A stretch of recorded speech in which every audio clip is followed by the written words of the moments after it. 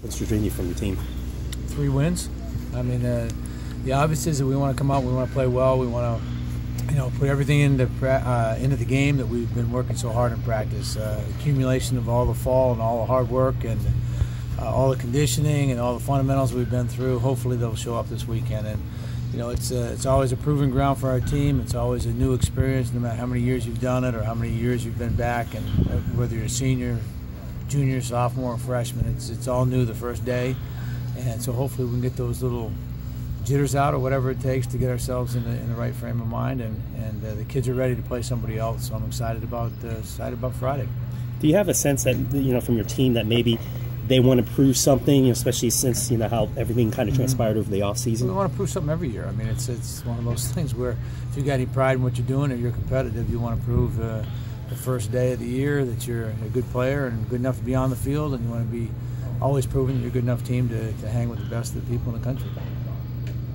You're not starting out with any kind of weak opponent. I mean, it's a Power 5 opponent. Talk about West Virginia and the challenge they provide. Well, they'll be a very good challenge for us. They had a good ball club last year and played really well in the Big 12. And Randy Mays is the coach. He's got some Clemson ties to him from a while back. He's been at TCU. He's been around the block a little bit. So it's going to be a good challenge for us. So they got a lot of new players, a lot of new on the scouting report. It's very difficult to scout for what we're going to see this weekend because most of their pitching is new. Most of the position players, a lot of the position players are new. They can go to the junior college ranks quite a bit, quite frequently, and so they have replaced what they had last year to be just different people. You start Crown over. Who are the other two? We'll go Crown over, Zach Irwin on Saturday, and we'll come back with Brody Kerner on Sunday. What's the plan to work Tyler Krieger into the lineup this weekend? He'll be our DH.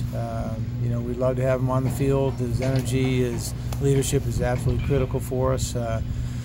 But he's just not ready to go yet with his arm, so he's still involved in the rehab program, and hopefully he'll catch up here in the next few weeks. But it'll take a little bit of time. So what do you do at shortstop at second?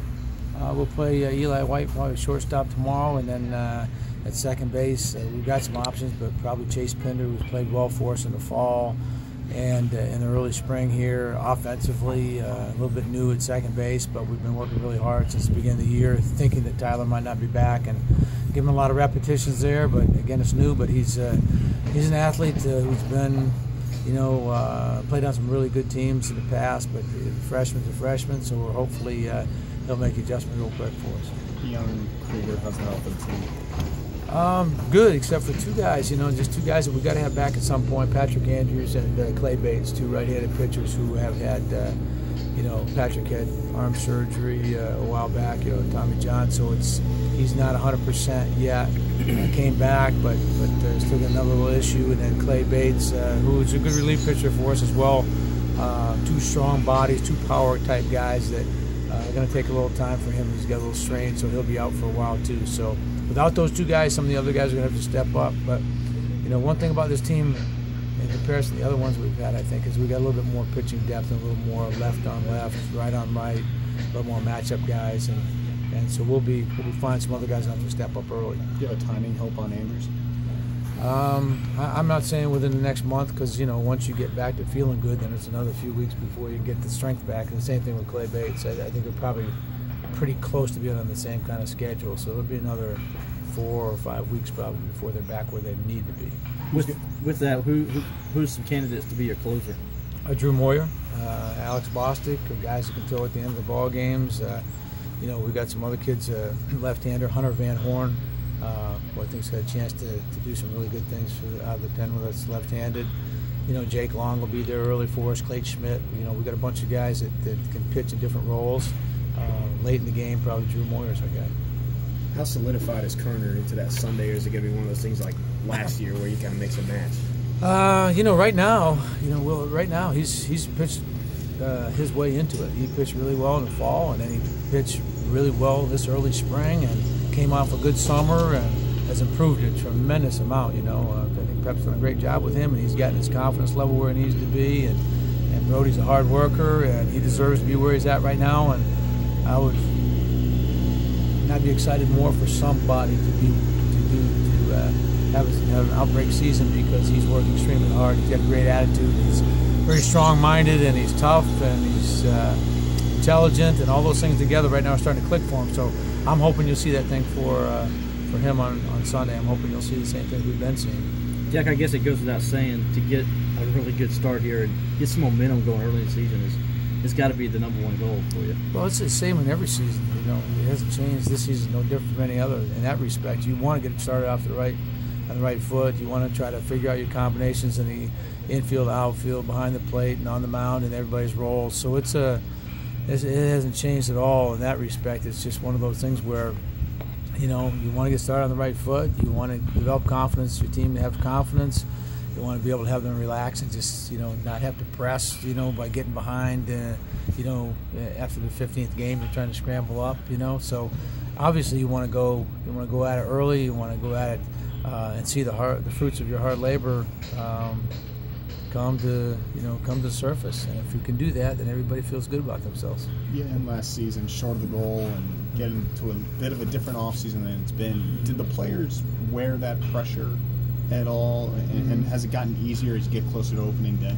I think the players are pretty, I wouldn't say oblivious to things, but they have their own, standard, and they know what this program's all about, and we got a lot of confidence in each other, and so I don't think they've wavered at all. They just out here playing ball, and boys of summer type atmosphere for these guys. They love to play, they love to practice, they love to work at the game. They're loyal, they have fun doing it.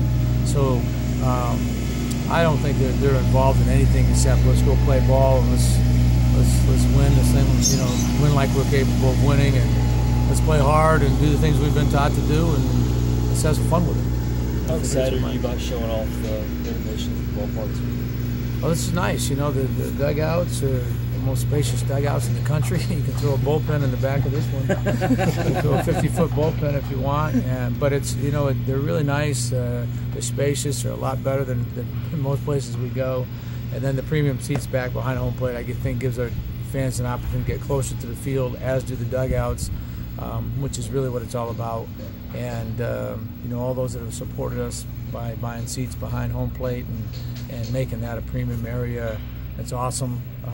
I think that's going to be a real exciting view for those that are down there, and an exciting thing for others to see that we are closer to the field, and we got more fans packed in, and I'm hoping we have a good crowd this weekend, and regardless what the weather is, sun's supposed to be out. There's no rain in the forecast, so that's huge deterrent most of the time.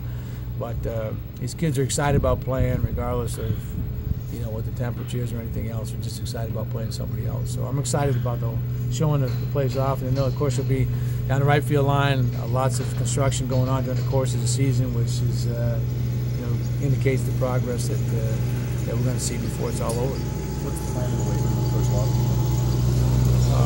That's really not up to me. It's it's a administrative decision, but we've lost a great one in Dennis Love, and we've got some great candidates in-house and others I'm sure that would be interested in this, but it's something that we haven't come to a conclusion with yet, and I think we're just going through the process right now. Now that you've had a couple of weeks of practice, have the new baseballs affected the way the game's being played? Well, I don't know if you'll see a marked difference, but there is a difference in that the ball will carry a little bit better to the gap, and it has less drag on it because of the big seams. So that's exciting. Maybe more doubles, more challenging for the outfielders than what it was before. It used to just kind of parachute and come out of it. But I think I'm not sure you'll see a whole lot more home runs or a lot more. You might see some more run production, but it's also good for the pitchers too. They've found, I think, a little more velocity, a little bit more. It's easier on their fingers, and it's also maybe a little bit more ball movement. And so it's kind of a give and take, but at the same time, when you do get a hold of one in the gap, you get rewarded for it more than you did in the past. With the new backstop, how does it affect the decision to send guys from third? This is where the distance was originally before we moved the plate out. There was about 45 feet back there, and last year there was about 58 or 9 feet, 12 feet difference, and then now we're back to where we originally were. But we did have a time in practice the other day where the ball went by and came right back to the catch. So there's some decisions to be made and some things to be talked about with the team for sure.